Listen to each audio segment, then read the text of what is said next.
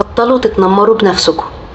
انا عارفه ان احنا كبرنا في سوسايتي كتير جدا، واحنا صغيرين كانوا بيقارنونا ببعض، بيخلونا نبص على بعض، دي اشطر ودي اجمل ودي ارتبطت وده طلع الاول. وانا عارفه ان دي حاجه مش سهله، بس اللي حصل ان احنا كبرنا وبقينا احنا اللي بنعمل كده في نفسنا.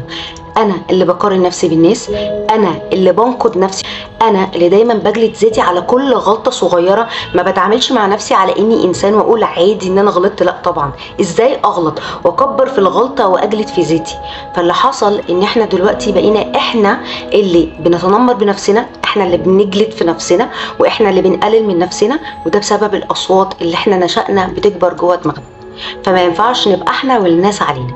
فانا فاهمه جدا احنا ممكن نكون مرينا بايه، بس جه الوقت ان انا انهي الحرب دي مع نفسي وابدا ابقى صديق نفسي، لان مفيش نجاح ولا سعاده حد بيوصل لها بالجلد وبالتقليل وبالمقارنات. مجرد ما هتبداوا تتعاملوا مع ان انتوا تحاربوا الصوت اللي جوه دماغكم، وكل ما يجي لكم الصوت يبقى سلبي جدا تردوا عليه بحاجات ايجابيه، لان اكيد انتوا بتعملوا حاجات ايجابيه، اكيد انتوا فيكم حاجات ايجابيه. هنا هتبداوا تعرفوا يعني ايه السلام النفسي، يعني ايه النجاح، ويعني ايه راحه البال.